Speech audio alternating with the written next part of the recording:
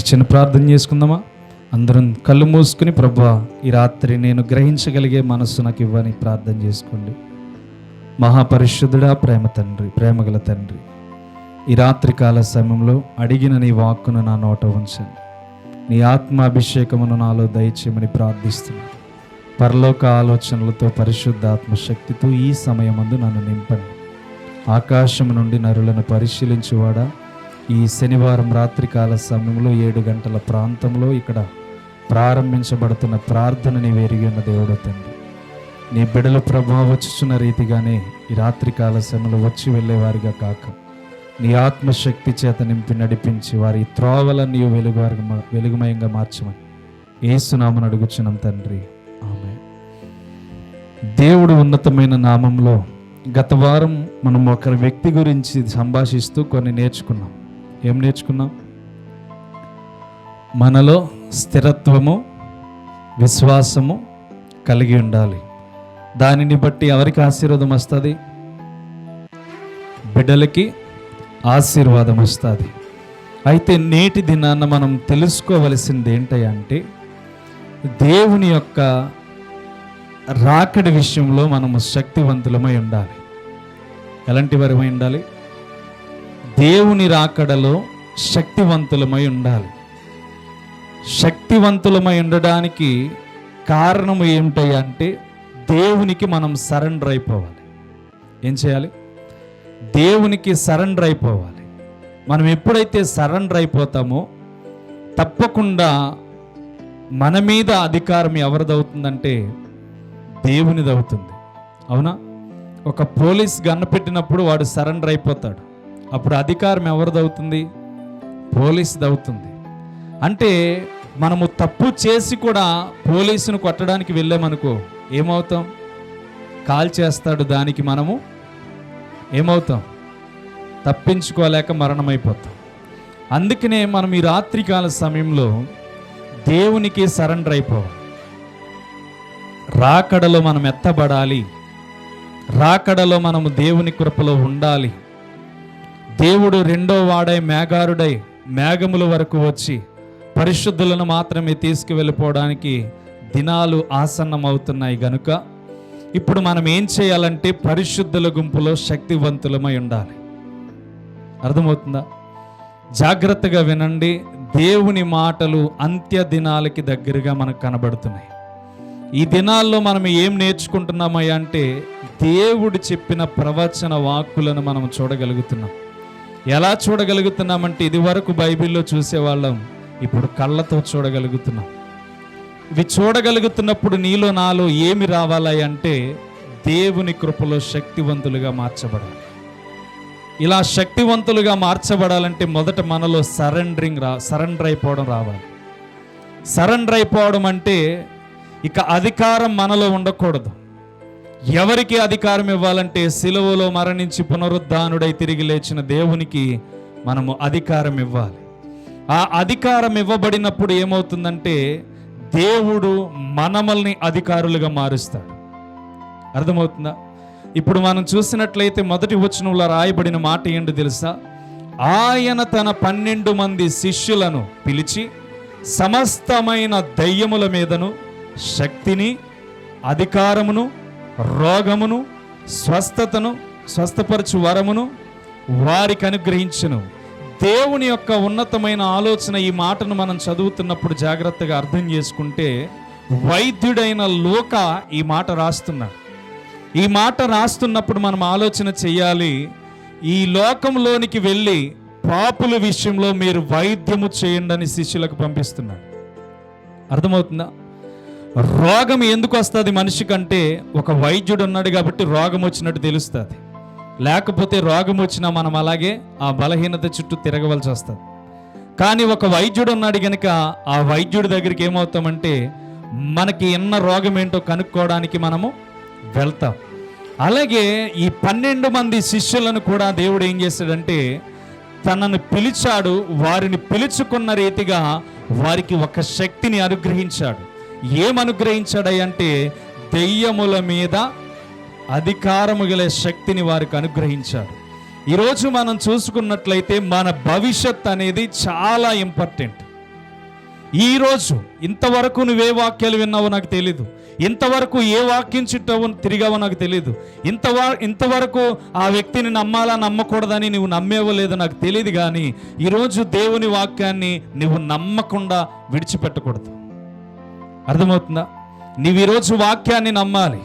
చాలామంది అనుకుంటారు, మన యొక్క విషయంలో దేవుడు ఉన్నానులే, దేవునితో నడుస్తున్నానులే, దేవునితో చక్కగా ఉన్నానులే, నాకేంటి, నేను ఎవరిని తిట్టట్లేదు అని అనుకుంటాం. కానీ ఇది చాలా పొరపాటు. ఎందుకో తెలుసా? ఇది అపవాది పెట్టుతున్న భ్రమ. అర్థమవుతుందా? అపవాది పెడుతున్న భ్రమ. ఏ మనిషి అయితే తన జీవితంలో నేను ఏ తప్పు చేయట్లేదని దేవుని విషయంలో దూరంగా బ్రతుకుతున్నాడో ఆ వ్యక్తిని సాతాను వాడుకుంటున్నట్లు లెక్క. ఎప్పుడైనా మనము పాటలతో, ఆరాధనతో, వాక్యముతో గడుపుతూ ముందుకు వెళ్తున్నామో అప్పుడు దేవుని కృప మన యందు నిలబడినట్లు. మనకు అన్నీ తెలుసు, అత్తమాటు పనులు చేసుకుంటూ, అత్తమాటు అటు ఇటు తిరుగుతూ మన కాలక్షేపం మీద దృష్టి పెట్టి దేవునితో నేను ఏ తప్పు చేయట్లేదు అనుకోవడం నిన్ను భ్రమపరిచే దురాత్మ శక్తుల ప్రభావం. అది అర్థమవుతుందా? మీరు ఈరోజు నేర్చుకోవాల్సింది ఏంటో తెలుసా? మీలోనికి మీ శక్తి కాదు, దేవుని శక్తిని ఏర్పాటు చేసుకోవాలి. దేవుని శక్తి ఏర్పాటైతే ఏమవుతుందంటే సర్వ సృష్టికి సువార్త ప్రకటిస్తున్న వారు వారిని రక్షించుకున్నట్లుగా కనబడుతున్నారు. అర్థమవుతుందా?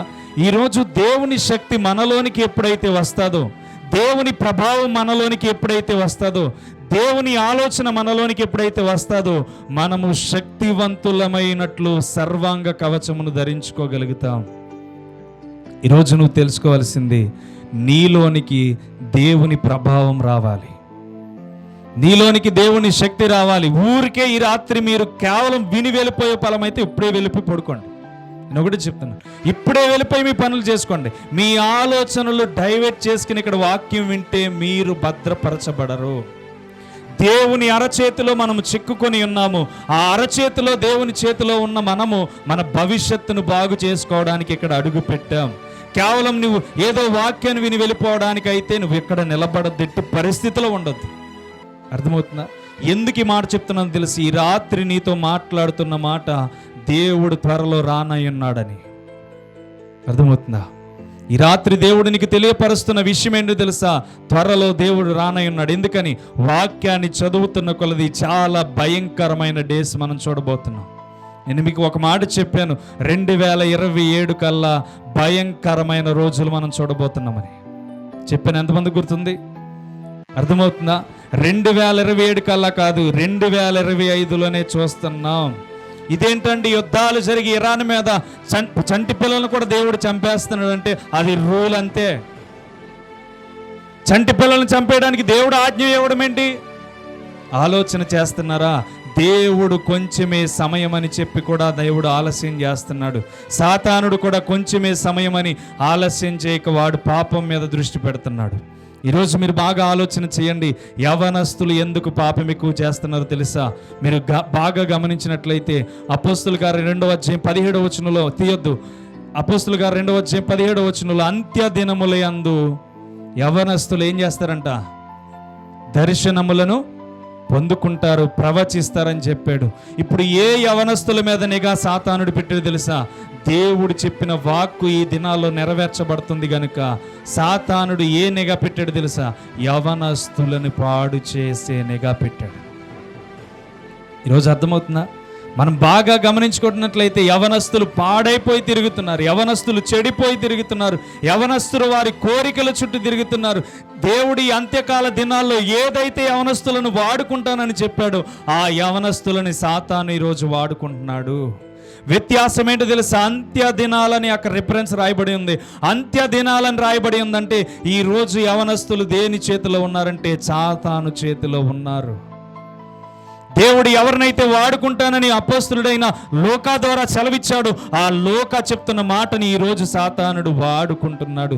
ఈరోజు మనం గమనించాలి, దేవుని శక్తి పరిపూర్ణమయ్యే దినాలు. ఆయన త్వరలో మేఘారుడై మేఘముల వరకు వచ్చి పరిశుద్ధులనందరినీ తీసుకుపోతున్నాడు. అర్థమవుతుందా? ఈరోజు నువ్వు నేర్చుకుంటుంది ఏంటి తెలుసా? నువ్వు ఏదైతే కలిగి జీవించాలనుకుంటున్నావో ఇక నుంచి అది కలిగి జీవించకపోతే నీ జీవితం అర్ధాంతరముగా ఆగిపోవడం ప్రారంభించబడతాడు. ఎందుకంటే ఇరాన్లో చంటి బిడ్డలను దేవుడు చంపేస్తున్నాడంటే చంపేస్తున్నాడు. ఎందుకు చంపేస్తున్నాడు? ఆయన సమయం దగ్గర పడిపోయింది. చిన్న పెద్ద ధనిక అని ఏమీ లేదు, కానీ ప్రతి ఒక్కరూ దేవుణ్ణి తెలుసుకోవాలి. ఏ రాజ్యం అయితే కూలిపోవాలని ఇశ్రాయేలు ప్రాంతాల మీదకి వెళ్తున్నారో ఆ రాజ్యాన్ని నిలబెట్టేవాడు నేనే అని చెప్పి దేవుడు తెలియచేయబోతున్నాడు. అర్థమవుతుందా?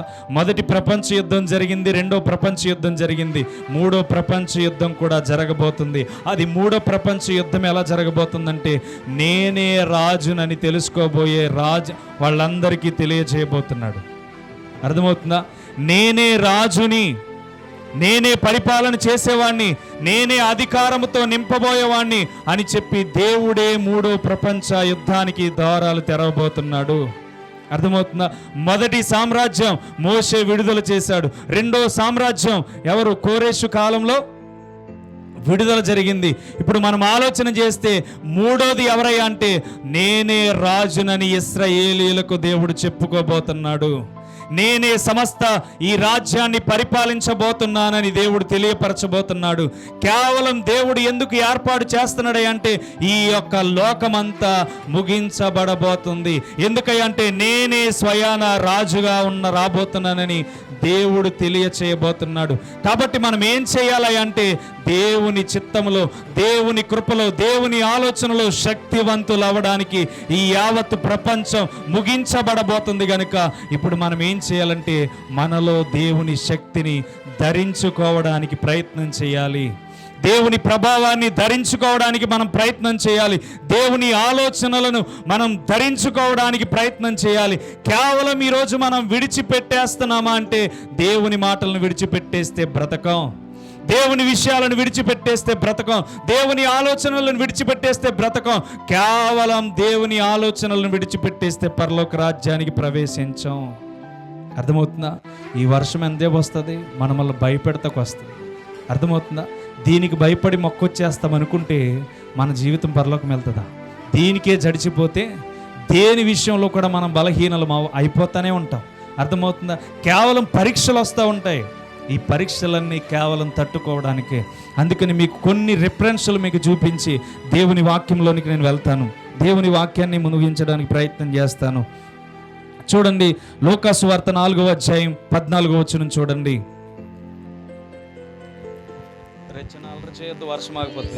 అమ్మ, అప్పుడు యేసు ఆత్మ బలముతో గలిలయకు తిరిగి వెళ్ళని. ఇప్పుడు బాగా గమనించినట్లయితే దేవుడు ఆత్మ బలముతో తిరిగి వెళ్ళడం ఏంటి ఆలోచన చేయండి. నెంబర్ 1 పాయింట్ అర్థమవుతుందా? దేవుడు ఆత్మ బలముతో ముందుకు వెళ్ళడం ఏంటి, ఆ గలిలయకు వెళ్ళడం ఏంటి? మనం ఆలోచన చేస్తే 31 నుంచి 30 సంవత్సరాలు యేసుక్రీస్తు గురించి బైబిల్లో ఎక్కువ లెక్కించబడలేదు. అర్థమవుతుందా? బైబిల్లో ఎక్కువ యేసుక్రీస్తు లెక్కించబడిన సువార్త గ్రంథంలో రాయబడిన మాట ఏంటో తెలుసా? ఆయన ఎప్పుడైతే నీట మునిగాడో, నీట మునిగినప్పుడు పరలోకము నుండి పరిశుద్ధాత్మ శక్తి అతని మీదకి దిగి వచ్చింది అని చెప్పాడు. అర్థమవుతుందా? ఎప్పుడైతే యేసుక్రీస్తుకి ఆ శక్తి వచ్చిందో ఆయన బలము రెట్టింపు అవ్వడం ప్రారంభించబడిందంట. ఆయన బలవంతుడే ఎక్కడికి వెళ్ళాడు? గలిలయకు వెళ్ళాడు. ఆ గలిలయకు వెళ్ళినప్పుడు అందరూ ఆయన వైపు ఆశ్చర్యంగా చూడగలుగుతున్నారు. ఎందుకో తెలుసా? సాతానును ఓడించి దేవుడు ఏం చేశాడు తెలుసా? గలిలయ ప్రాంతానికి వెళ్ళాడు. ఈరోజు ఈ ప్రాంతంలో బ్రతుకుతున్న నీవు నీ పాపాన్ని జయించగలిగితే, నీ శత్రువును జయించగలిగితే, నీకు అపనిహేళన చేస్తున్న అపవాది కాడిని విరగ్గొట్టగలిగితే నీవు శక్తివంతులుగా మార్చబడతారు. అర్థమవుతుందా? మీరు ఈరోజు ఆలోచన చేయండి. మీలో ఒక శక్తిని దేవుడు ఏర్పాటు చేయడానికి, ముందుకు వెళ్ళడానికి, దేవుడి రాత్రి మీతో మాట్లాడడానికి దేవునితో అడుగుతున్నప్పుడు మీరు శక్తివంతులు అవ్వాలని దేవుడు తెలియచేయుచున్నాడు. అర్థమవుతుందా? మీరు ఈరోజు గమనించవలసింది ఏంటో తెలుసా? మీరు శక్తివంతులు అవ్వడానికి వాతావరణం కూడా వెనకాడుతుంది. అర్థమవుతుందా? మీరు శక్తివంతులు అవడానికి వాతావరణం కూడా వెనకాడుతుంది. మీరు భయపడొచ్చు, కానీ ఇక్కడ నిలబడిన నేను మాత్రం భయపడను. ఎంతటి వర్షమనైనా నా యేసయ్య అరచేతులు దాయగలడు. అర్థమవుతుందా? మీరు నమ్మండి, ఈరోజు మీరు శక్తివంతులుగా ఇక్కడికి బయటికి వెళ్ళబోతున్నారు. మీరు దేవుని విషయంలో బలాన్ని ధరించుకొని బయటికి వెళ్తున్నారు. మీరు ఏ విషయంలో బలహీనులై ఉన్నారో దాన్ని జయించి మీరు నిలబడబోతున్నారు. ఈ అంత్యకాల దినాల్లో దేవుడు మిమ్మల్ని, మీ ప్రార్థనని ప్రతి విషయంలో ఆలకించి జవాబునివ్వడానికి ఈ రాత్రి మిమ్మల్ని శక్తివంతులుగా మార్చబోతున్నాడు. మీరు నమ్మినట్లయితే మీ జీవితాల్లో కార్యాలు చూడబోతున్నారు. అర్థమవుతుందా? యేసు క్రీస్తుకి ఎప్పుడు కూడా 30 సంవత్సరాల ముందుకి ఎప్పుడు శక్తి లేదు, బలము లేదు. అతను చేసిన అద్భుత కార్యాలు లెక్కించబడలేదు. చరిత్రే ఆ 30 సంవత్సరాల గురించి రాయబడలేదు. కానీ 12వ సంవత్సరంలో ఆయన దేవాలయమునకు వెళ్ళాడని మాత్రమే రాయబడి ఉంది. 31వ సంవత్సరానికి వచ్చినప్పుడు ఎప్పుడైతే ఆయన బాప్తీసం పొందాడో, ఎప్పుడైతే ఆయన రక్షణలోకి అడుగుపెట్టాడు, ఎప్పుడైతే నీట మునిగాడు, యోహాను చేత బాప్తీసం పొందాడు, పరలోకం తెరవబడింది. పరిశుద్ధాత్మ ఆయన మీదకి మెండుగా దిగి వచ్చింది. ఆ శక్తిని పొందుకున్న తర్వాత అరణ్యంలోనికి వెళ్తే సాతానుడు ఆయన దగ్గరకు వచ్చాడు. అర్థమవుతుందా? మీరు బాగా ఆలోచన చేయండి. సాతానుడు ఎందుకు వచ్చాడు తెలుసా? ఆయన శక్తివంతుడిగా మార్చబడ్డాడు. అర్థమైందా? ఆయన శక్తివంతుడిగా మార్చబడ్డారు. మీలో అభిప్రాయాలు మేము మీకు క్లారిటీగా వచ్చేది ఒక విషయం చెప్తాను చూడు. బాప్తీసం పొందిన తర్వాత మీకు శ్రమలు ఎక్కువ అవుతాయి. బాప్తీసం పొందిన తర్వాత మీకు కష్టాలు ఎక్కువ అవుతాయి. బాప్తీసం పొందిన తర్వాత నిలబడడానికి ప్రయత్నం చేస్తారు, ఓడిపోతారు, కానీ నిలబడడం కష్టమైపోద్ది. ఎందుకో తెలుసా? మీలో దేవుని శక్తికి ఆహ్వానం మీరు పలకలేకపోయారు. ఎప్పుడైతే బాప్తీసం పొందారో పరలోకము నుండి దేవుని పరిశుద్ధాత్మ యేసు మీదకి ఎందుకు దిగి వచ్చిందో తెలుసా? ఆయన యేసు క్రీస్తు అయ్యుండి దేవునికి సరెండర్ అయిపోయాడు. పరలోకమందున్న దేవుని చిత్తాన్ని నెరవేర్చడానికి సరెండర్ అయిపోయి తన జీవితాన్ని దేవునికి అప్పగించేశాడు. అందుకని ఆయన గలిలయ ప్రాంతానికి వెళ్తున్నప్పుడు, అడుగు పెడుతున్నప్పుడు ఏం మాటలు మాట్లాడుతున్నారు చూడండి. అక్కడ మాట్లాడుతున్న మాట 4వ అధ్యాయం 36వ వచనానికి వెళ్ళేటప్పుడు మాట్లాడుతున్న మాట,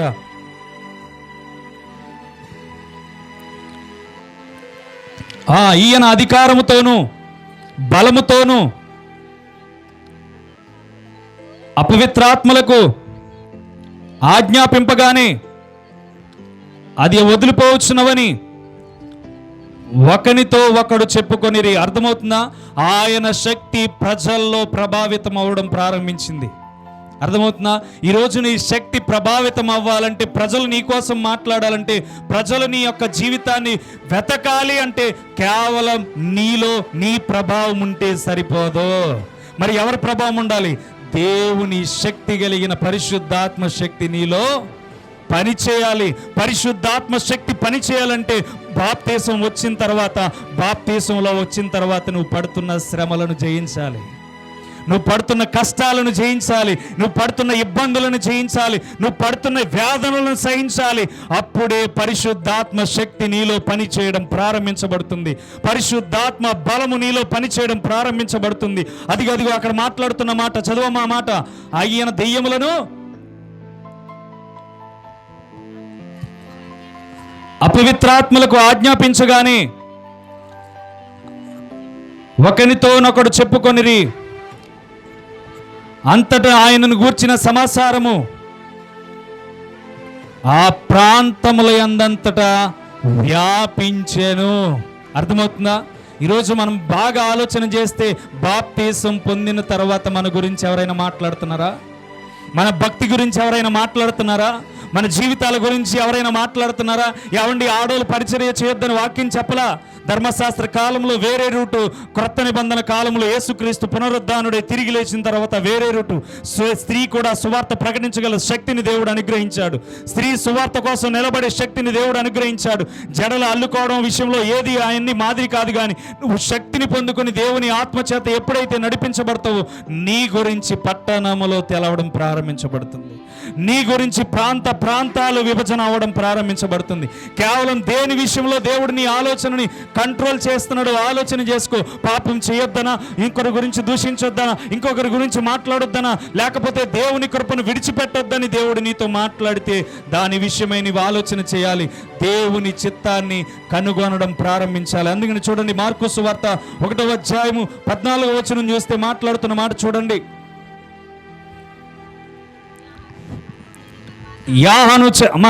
మార్కు సువార్త 1వ అధ్యాయము 24వ వచనం అనుకుంటూ చూడండి. వాడు నజరేయుడగు యేసు చూడండి, అక్కడ దెయ్యములు మాట్లాడుతున్న మాటలు. మాతో నీకేమి, మమ్ము నశింప చేయుటకు వచ్చితివా? నీవెవడవో మాకు తెలియను, నీవు దేవుని పరిశుద్ధుడగు అని కేకలు వేసిన 34వ వచనం చూడండి. ఆయన నానా విధ రోగముల చేత పీడింపబడిన అనేకులను స్వస్థపరిచిరి, అనేకమైన దెయ్యములను వెళ్ళగొట్టెను. అవి తన్ను ఎరిగి ఉండినందున ఆయన ఆ దెయ్యములను మాటలాడనీయలేదు. అర్థమవుతుందా? నీ దగ్గర పాపముంటే పాపాన్ని మాటలాడనీయకుండా చేయాలి. నీలో దోషం ఉంటే ఆ దోషం రాకుండా చేయాలి. నీలో అపవిత్రత ఉంటే ఆ అపవిత్రత బయటికి రాకుండా నువ్వు కాపాడుకోవాలి. అంటే నీలో శక్తి పని చేయడం ప్రారంభిస్తే సాతానుడు నిన్ను చూసి గజగజ వనకడం ప్రారంభిస్తాడు. నీవు ఎప్పుడైనా సాతానుడి దగ్గర ప్రత్యేకంగా వాడికి సవాలు విసిరావా? సవాలు విసిరి చూడు ఒకసారి, నీ జీవితం ఎలా ఉంటుందో. దేవుడు నిన్ను ఏర్పాటు చేసుకుని వాడితో సవాలు విసిరినప్పుడు నీకు అర్థమవుతుంది, ఇదిగో నా దేవుడు నా పక్షాన ఉన్నాడు, నేను భయపడడానికి ఏమి బలహీనుడనేం కాదు, నేను బలమును ధరించుకొని, శక్తిని ధరించుకొని, దేవుని కృపను ధరించుకొని ప్రజల్లోనికి వెళ్తున్నాను. నువ్వు ఎప్పుడైతే నిలబడగలుగుతావో ఇక్కడున్న వాళ్ళందరూ శక్తివంతులుగా మార్చబడతారు. అర్థమవుతుందా? దేవుడు హృదయానుసారమైన మాటలన్నీ గ్రహించగలుగుతాడంట. దేవుడు ప్రతి హృదయాన్ని పరీక్షించి తెలుసుకుంటాడంట. సామెతల గ్రంథం 20:27 వచనంలో మారుతున్న మాట, నరుని ఆత్మ యెహోవా పెట్టిన దీపము, అది అంతరంగములన్నిటినీ ఏం చేస్తుందంట? శోధించబడుతుందంట. ఈరోజు నీ అంతరంగాన్ని పరిశీలించే దేవుడు నీ పై రూపాన్ని కాదు. నీ పై రూపాన్ని లక్ష్య పెట్టేది మనుషులేమో కానీ అంతరంగ స్వభావాన్ని లక్ష్య పెట్టేది పరలోకమందున్న దేవుడు. ఆయన శక్తివంతుడై నీలో నివసించడానికి, పరిశుద్ధాత్ముడై మనలోనికి రావడానికి దేవుడు ఎదురు చూస్తున్నాడు. ఈ లైట్ కూడా బంద్ చేశాను, పర్లేదు. వీడియో రాపోయిన పర్లేదు, ఆడియో వచ్చిన పర్లేదు. లైట్ బంద్ చేయండి. ఓకే. పరిశుద్ధమైన కృపలో మనం ఆలోచన చేస్తే దేవుడు కూడా మనకి ఉన్నతమైన కృపను విడుదల చేస్తున్నాడు. ఈ రాత్రి కాల సమయంలో మనం ఆలోచన చేస్తే, ఈ భయంకరమైన దినాల్లో మనం ఆలోచన చేస్తే, ఈ భయంకరమైన రోజుల్లో మనం ఆలోచన చేస్తే, దేవుడు మనకి శక్తినివ్వడానికి ఎదురు చూస్తున్నాడు. దేవుడు మనకి బలమునివ్వడానికి ఎదురు చూస్తున్నాడు. ఆయన ఎప్పుడైతే ఆ బలమును ధరించుకొని ఆ ప్రాంతాలకు అడుగు పెట్టాడో ప్రజలందరూ మాట్లాడడం ప్రారంభించారంట. ప్రజలందరూ దేవునికి ఉన్నతమైన కృప కలిగిన ఆలోచనలు ఇతనికి ఎక్కడి నుంచి వచ్చినాయి, ఇతడు యూదా సహోదరుడు కాదా, యోసేపు తమ్ముడు కాదా అని చెప్పి అందరూ మాట్లాడడం ప్రారంభించారంట. అర్థమవుతుందా? ఈ రాత్రి నువ్వు తెలుసుకోవాల్సింది ఏంటో తెలుసా? నీలో ఉన్న శక్తిని సాతానుడు ఆపేస్తున్నాడు. నీలో ఉన్న బలాన్ని సాతానుడు ఆపేస్తున్నాడు. నీలో ఉన్న ప్రభావాన్ని సాతానుడు ఆపేస్తున్నాడు. నీలో ఉన్న దేవుని మహిమను చూడకుండా వాడు నీ కళ్ళును మూసేస్తున్నాడు. ఈరోజు నువ్వు చూడవలసిందేంటో తెలుసా? దేవుని శక్తిని చూడాలి. పరిశుద్ధాత్ముడు పంపిస్తున్న ఆత్మ బలాన్ని నీవు చూడగలగాలి. పరిశుద్ధాత్మ ఆలోచనలతో నింపబడగలిగే కృప దేవుడు నీకు అనుగ్రహించునుగాక. అర్థమవుతుందా? ఈ రాత్రికాల సమయంలో ఊరికే ఉండొద్దు, ఊరికే మాట్లాడొద్దు, ఊరికే దేవుని విషయాలను విడిచిపెట్టొద్దు. ఈ రాత్రి ఈ రాకడ కాల సమయం కొరకు ఎదురు చూసే బిడ్డలుగా ఆయన మేఘారుడై పరలోకం నుంచి దిగి రాబోతున్నాడు. ఎక్కడికి రాబోతున్నాడు అంటే మేఘముల మీదకి వచ్చి పరిశుద్ధులను మాత్రమే తీసుకువెళ్ళబోతున్నాడు. ఈరోజు కరువులు జరుగుతున్నాయి, భూకంపాలు జరుగుతున్నాయి, జనాభా సంఖ్య తగ్గించబడుతుంది. ఎందుకంటే దానియేలు ప్రవచనం కూడా నెరవేర్చడానికి ద్వారములు దేవుడు తెరుస్తున్నాడు. మీకు అర్థమవుతుందా? మనుషుల సంఖ్య భూమి మీద తగ్గించబడుతుంది. 10 రాజ్యాలు కలిపి ఏలుబడి చేయాలంటే 800 కోట్ల జనాభాని ఏలుబడి చేయలేవు. అర్థమవుతుందా? ఈ 800 కోట్ల జనాభాని ఒక్క 10 రాజ్యాలు కలిపి ఏలుబడి చేయలేవు. ఒక్క రాజ్యముగా ఏలుబడి చేయడానికి కష్టం. అందుకనే జనాభా సంఖ్య ఫ్లైట్ల ద్వారా తగ్గుతుంది, ఈ సునామీల ద్వారా తగ్గుతుంది, ఈ కరోనాల ద్వారా తగ్గుతుంది, ఈ వైరస్ల ద్వారా తగ్గుతుంది. మీరు బాగా గమనించినట్లయితే 2019లో కరోనా వస్తే 2020కి వ్యాక్సిన్ కనిపెట్టడం ఏంటి? ఆ వ్యాక్సిన్ కనిపెట్టడానికి సమయం ఎందుకు దొరికింది? అప్పుడు ఎన్ని కోట్ల జనాభా చనిపోయారో మనకి తెలుసా? మనకు అర్థమవుతుందా? జనాభాను పెరిగించకుండా దేవుడు జనాభాని తగ్గిస్తున్నాడు. ఈరోజు 7 సంవత్సరాలకి గర్భిణీలకి ప్రసవ వేదన పడిపోయి బయటికి ఎందుకు వచ్చేస్తున్నారు? 9 నెలలకు ఇబ్బంది పడిపోయి ఆక్సిజన్ లెవెల్ కూడా పడిపోయేటట్టు ఎందుకు కనబడుతుంది? చంటి బిడ్డలు ఎదిగి భవిష్యత్తును అనుభవించే కాలం వారికి లేదు గనుక దేవుడు ప్రార్థనల ద్వారా చేసిన వారిని తీసుకువెళ్ళిపోతున్నాడు. అర్థమవుతుందా? మీరు బాగా గమనించండి, హాస్పిటల్లో ఈరోజు ఎంతమంది వెంటిలేటర్ మీద ఆక్సిజన్ అందక పడిపోయి ఉన్నారు. ఈరోజు అలాంటి అన్ని ఎందుకు జరుగుతున్నాయి? దేవుడు జనాభా సంఖ్యని తగ్గిస్తున్నాడు. ఈరోజు ఈ జనాభా సంఖ్యలో నువ్వు నేను పాపం చేసిన వారిగా దేవుడు విడిచిపెట్టేస్తున్నాడంటే కేవలం నిన్ను నన్ను రక్షించడానికి, ఈ రాత్రి దేవుడు నిన్ను శక్తివంతులుగా మార్చడానికి ఇవన్నీ తెలియచేస్తున్నాడు. 2019లో వైరస్ వస్తే 2020లో జరిగింది వ్యాక్సిన్ కనిపెట్టడం. ఎందుకు జరిగింది? ఈలోపు జరగవలసిన హత్యలన్నీ జరిగిపోవాలి, చనిపోవలసిన వాళ్ళందరూ చనిపోవాలి. ఎందుకంటే పాస్టర్లే ఎక్కువ చనిపోయారు. మీరు బాగా గమనించినట్లయితే అర్థమవుతుందా? నీతిమంతులు ఆ వైరస్ కాలంలో చనిపోయినట్లుగా పాస్టర్లు ఎంతోమంది మనం చూసాం. ఎందుకయ్యా అంటే నీతిమంతుడుగా తీసుకువెళ్ళిపోవడం దేవునికి ఇష్టం. ఈరోజు నువ్వు శక్తివంతులుగా అవ్వాలంటే దేవుని చిత్తాన్ని కనుగొనాలి, దేవుని ఆలోచనలను కనుగొనాలి, దేవుని అభిప్రాయాలను కనుగొనాలి, దేవుని పద్ధతిని కనుగొనాలి. అందుకనే 4:36లో చూస్తే ఆయన ఆ ప్రాంతములకు వెళ్ళినప్పుడు ఆ దెయ్యములు సహితం ఆయనకు లోబడుతున్నాయంట. ఈరోజు నీకు పాపం లోబడుతుందా? ఈరోజు నీకు పాపం లోబడే రీతిగా ఉందా? బాగా ఆలోచన చేయండి. పాపానికి నువ్వు లోబడుతున్నావు తప్ప పాపము నీ కాళ్ళ క్రిందకి రావట్లా. పాపము నీ ఆలోచనలో జీవితం పొందట్లా. పాపము దేవుని కొరకు ఎలా అయితే ఆయన సిలువలో మరణించాడు, ఆ పాపాన్ని జయించడానికి ఈ లోకానికి వచ్చి పునరుద్ధానుడై తిరిగి లేచాడు. ఈరోజు నువ్వు పునరుద్ధానుడై తిరిగి లేవలేకపోతున్నావు. దేవుడు పునరుద్ధానం నీకు కూడా ఇచ్చాడు. ఎప్పుడు ఇచ్చాడు?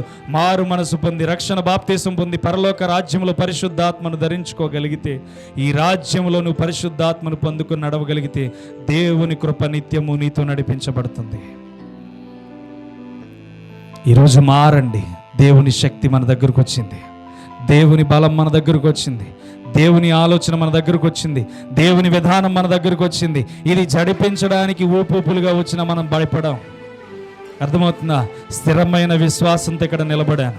ఈ వాక్యం అందరికీ అందాలి ప్రభు అని చెప్పి దేవుని ఎదుట పశ్చాత్తాపముతో కూడి ఇక్కడ నిలబడ్డాను. దేవుడు అంతరంగమును పరిశీలిస్తున్నాడు, దాన్ని పోగొట్టడు. అర్థమవుతుందా? నేను వచ్చినట్లు నీతి గుమ్మములు తెరవండి అని చెప్పాడు. తెరిచిన గుమ్మాన్ని ఎందుకు దేవుడు మూసేస్తాడు? అర్థమవుతుందా? చూడండి, మనం చూసినట్లయితే అదే లూకా సువార్త 21వ అధ్యాయం 27వ వచనం చూడండి.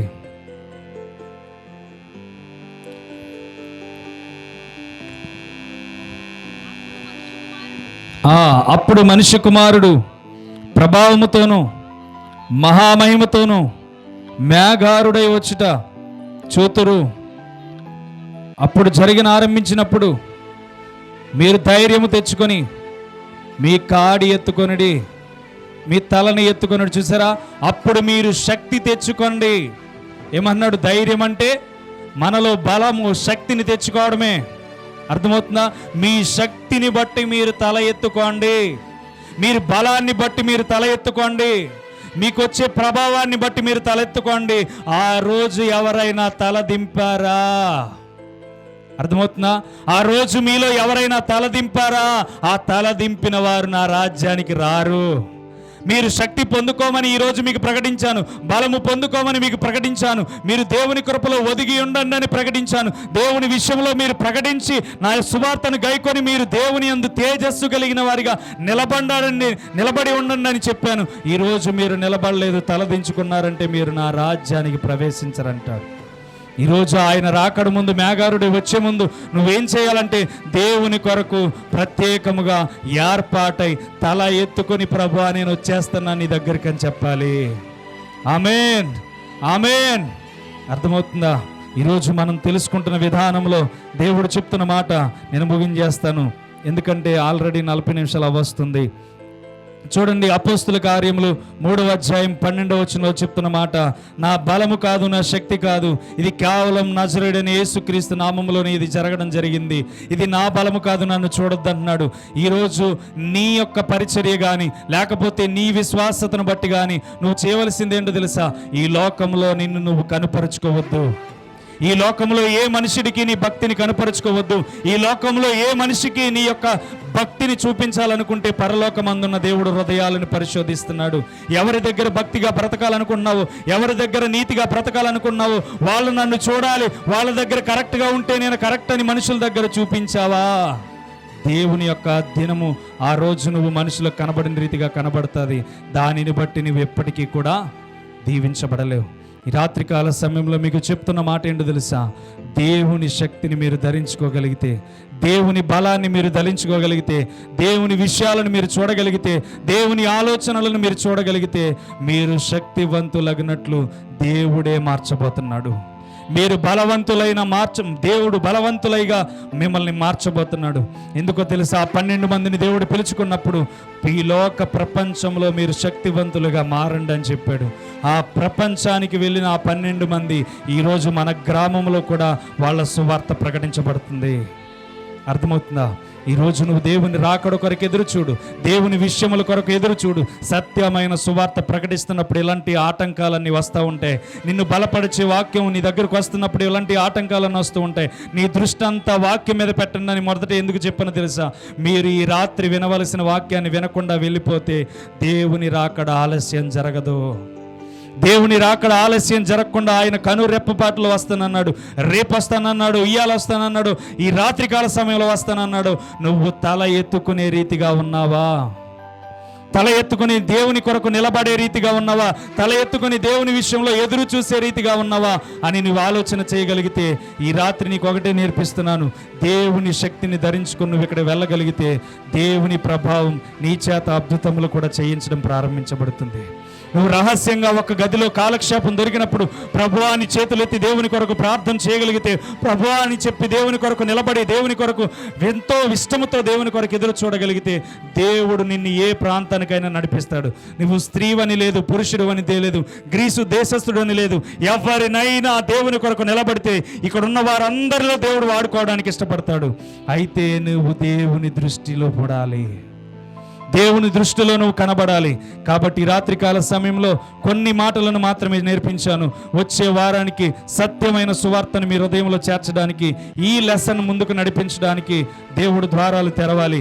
అయితే ఒక్క వచనాన్ని నేను ముగించడానికి ఇష్టపడట్లేదు, కానీ ఒక్క వచనం 24 లూకా సువార్త 24:49 వచనం చూడండి, ముగించేస్తాను. ఏం భయపడొద్దు, మనం ఏం కాదు. సాతానుడు వేసే ఒత్తులైనా లేకపోతే దేవుడు మన విశ్వాసాన్ని చూసే విధానమైన ఇందులో కనబడాలి. ఇదిగో ఆ తండ్రి వాగ్దానము చేసినది నీ మీదకి పంపుచున్నాను. మీరు పైనుండి శక్తి పొందు వరకు పట్టణములో నిలిచి ఉండుడని వారితో చెప్పిన. అర్థమవుతుందా? మీరు శక్తి పొందాలంటే మీరు వేచి ఉండాలి. మీరు శక్తి పొందుకోవాలంటే దేవుని కొరకు ఎదురు చూడాలి. మీరు శక్తి పొందుకోవాలంటే దేవుని కృప కొరకు ఎదురు చూడాలి. మీరు ఎందులో బలహీనులై ఉన్నారో దాన్ని విడిచిపెట్టేయండి. ఎందులో ఇబ్బందికరమైన పరిస్థితి కలిగి ఉన్నారో విడిచిపెట్టేయండి. ఎందులో ఆలోచన కలిగి పడిపోయి ఉన్నారో విడిచిపెట్టేయండి. ఏ పాపమైతే నిన్ను ఏలుబడి చేసి నీ జీవితంలో వెలుగు లేకుండా చేస్తుందో ఆ చీకటినంతా తుడిచేయండి. నీకు వెలుగు ద్వారాలు దేవుడు తెరవబోతున్నాడు. నిన్ను వెలుగులోనికి నడిపించబోతున్నాడు. జల ప్రవాహాలు వచ్చినా, ఎటువంటి అగ్నిగుండాలు వచ్చినా అగ్నిగుండాలను సహితం చల్లార్చేసే దేవుడు నీ త్రోవలో నిలవబడబోతున్నాడు. ఈ రాత్రికాల సమయంలో పైనుండి పరలోకమందుండి నీకు శక్తి రాబోతుంది. ఆ శక్తిని నువ్వు చూడగలిగితే ఆ శక్తి నీలోనికే కాదు, నీ కుటుంబంలోని కూడా విస్తరించడం ప్రారంభిస్తుంది. నీ కుటుంబంలో కార్యాలు చేయడం ప్రారంభిస్తుంది. నీ కుటుంబంలో అద్భుతములు చేయడం ప్రారంభిస్తుంది. నువ్వు దేవుడు వస్తున్నప్పుడు తల ఎత్తుకొని దేవుని కొరకు నేను వస్తున్నాను ప్రభు అని చెప్పి ఎదురు చూసే ధైర్యం నీకు తీసుకొస్తుంది. అందుకనే దేవుడు ఏం చేస్తున్నాడో తెలుసా? నేను పై నుండి శక్తిని పంపించేంత వరకు మీరేం చేయాలో తెలుసా? ఒక గదిలో ఉండి కనిపెట్టండి. అర్థమవుతుందా?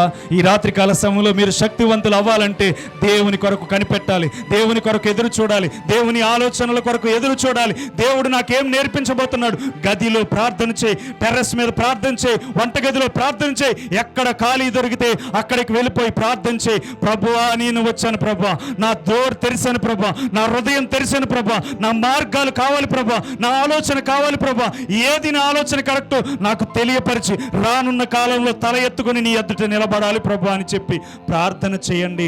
దేవుడు నీ ద్వారాలు తెరుస్తాడు. దేనికి భయపడాలి? ఈ వర్షానికి కాదు, మనం పరలోకానికి వెళ్ళకపోవడమే భయం, మనం దేవుని చిత్తంలో లేకపోవడమే భయం, దేవుని ఆలోచనలో లేకపోవడమే భయం, దేవుని మాటలకు విధేయత కలిగి లేకపోవడమే భయం. అలాంటి భయాలు మనం కలిగి ఉండాలి, కానీ ఈ వర్షాలు చూసి భయపడడం కాదు. ఈ రాత్రి మీరు ఈ వర్షంలో విన్నందుకు ఈ వారంలో మీ జీవితాల్లో ఒక్కొక్క అద్భుత కార్యం దేవుడు ద్వారాలు తెరుస్తాడు. అర్థమవుతుందా? దేవుని యొక్క శక్తిని మీరు చూడగలిగితే, దేవుని బలాన్ని చూడగలిగితే, ఒక్క వాక్యాన్ని ప్రకటించినందుకు 3,000 మంది రక్షించబడితే, ఈ రాత్రి నువ్వు విని దేవుని శక్తిని పొందుకోగలిగితే నీ కుటుంబం ఎందుకు రక్షించబడదు? నీ ప్రార్థన, నీ కుటుంబం ఎందుకు ద్వారాలు తెరవడు? ప్రతి విషయంలో ఎంత త్రాగుబోతునైనా మార్చగల దేవుడు మన దేవుడు, ఎంత భయంకరమైన పాపినైనా మార్చగల దేవుడు. ఈరోజు మనం ఆలోచన చేయాలి. ఏ ఒక్కరు పాపి అని ఫీల్ అవ్వద్దు. ఏ ఒక్కరు నేను పాపంలో మునిగిపోయానని ఫీల్ అవ్వద్దు. నేను ఇంత త్రాగేశానని ఫీల్ అవ్వద్దు. ఇంత జోదంతో ఉన్నానని ఫీల్ అవ్వద్దు. నేను పాపిని రక్షించడానికి వచ్చానని దేవుడు తెలియజేశాడు. నేను పాపిని విడుదల చేయడానికి వచ్చానని దేవుడు చేశాడు. వాగ్దానం చేశాడు. ఈరోజు నువ్వు తెలుసుకోవాల్సింది ఏంటో తెలుసా? దేవుని కొరకు నేను బ్రతకాలి, దేవుని చిత్తంలో నేను ఎదగాలి. నీ పాపపు ఆలోచనలు, నీ పాపపు చూపులు, నీ పాపపు ఆలోచనలు అన్నీ విడిచిపెట్టేసి ఒక గదిలో నువ్వు ఎప్పుడైతే మోకాళ్ళ అని ప్రభు అని చెప్పి దేవుని కొరకు ఎంతగానో ఎదురు చూస్తావు, ఆకాశము నుంచి దేవుడు ద్వారాలు తెరిచి నీ మీద ఆత్మవర్షాన్ని కుమ్మరిస్తాడు. నీ మీద దేవుని శక్తిని విడుదల చేస్తాడు. నీ మీద దేవుని బలాన్ని విడుదల చేస్తాడు. నువ్వు భయపడొద్దు అని రోజుకొకసారి 365 రోజులు బైబిల్లో రాయబడి ఉంది. నువ్వు దేని విషయంలో ఈ రోజు భయపడుతున్నావు, అవన్నీ యేసుక్రీస్తు నామములో కొట్టివేయబడుతున్నాయి. అవన్నీ యేసుక్రీస్తు నామములో విడుదల జరగబోతుంది. అవన్నీ యేసుక్రీస్తు నామములో నీ కుటుంబం రక్షణలోనికి రాబోతుంది. ఈ రాత్రికాల సమయంలో నువ్వు నమ్మి దేవుని శక్తిని ధరించుకోగలిగితే, ఈ రాత్రికాల సమయంలో దేవుని కృపను నువ్వు పొందుకోగలిగితే, ఏదైనా దేవుడు నీ కాళ్ళ దగ్గర పెట్టబోతున్నాడు. అర్థమవుతుందా? ఈ రాత్రి దేవుడు నీతో మాట్లాడుతున్నాడు. నువ్వు దేవుని కొరకు ప్రార్థన చేయి, దేవుని కొరకు కనిపెట్టు, దేవుని కొరకు విధేయురాయలు అయిండు, దేవుని కొరకు విధేయుడు అయిండు. దేవుడు ఏ రీతిగా అయితే అపోస్తలుల కార్యం 1:8 ప్రకారం నీ మీదకి శక్తిని తీసుకురావడం ప్రారంభిస్తాడు, నీ మీదకి బలాన్ని తీసుకురావడం ప్రారంభిస్తాడు, నీలో క్రొత్త తలంతులను తీసుకురావడం ప్రారంభిస్తాడు.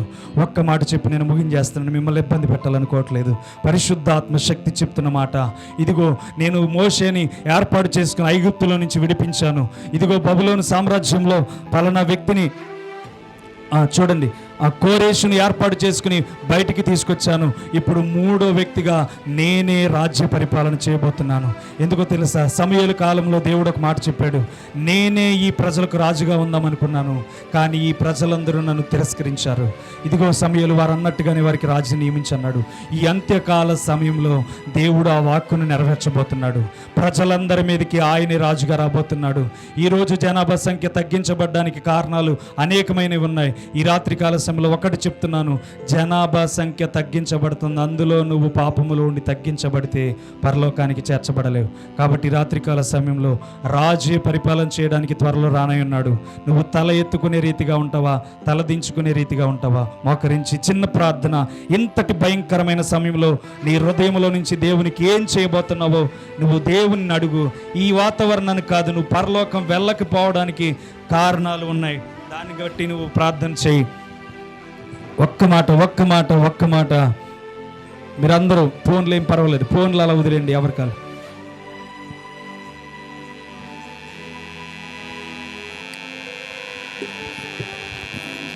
ఫోన్లు ఏం ముట్టుకొద్దు. అందరూ ప్రార్థన చేయండి. చిన్నపిల్లలు కూడా మోకరించి మీకు ఏం కావాలో అడగండి.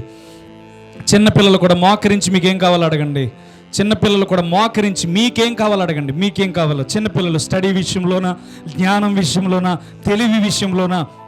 చిన్నపిల్లలు కూడా మోకరించి నాకు జ్ఞానం కావాలంటే జ్ఞానము, చదువు విషయంలో గొప్ప భవిష్యత్తు కావాలంటే భవిష్యత్తు, కుటుంబంలో గొప్పతనం కావాలంటే గొప్పతనం, ఏది కావాలంటే అది అడగండి. రాత్రికాల సమయంలో ప్రభువా నాకు ఇది కావాలి. లోక సంబంధమైనది ఏది అడగొద్దు. దేవుని ఆత్మ ఇదిగో జల్లులు పడుతున్నాయంటే పరలోకము నుండి దేవుడు పూరేళ్ళను మన మీద కురిపిస్తున్నాడు. పరలోకము నుండి మన్నాను దేవుడు కురిపిస్తున్నాడు. పరలోకము నుండి దేవుని శక్తిని మన మీద కురిపిస్తున్నాడు. పరలోకము నుండి దేవుని అభిప్రాయాలను మన మీద కురిపిస్తున్నాడు. ఆయన ఈరోజు మనల్ని తడుపుతున్నాడంటే మనం ఒక్కొక్కరము పంట విజృంభించబోతుంది. మన పంట విజృంభించబోతుంది. ఈరోజు దేవుని శక్తి మీ మీద పని చేయబోతుంది.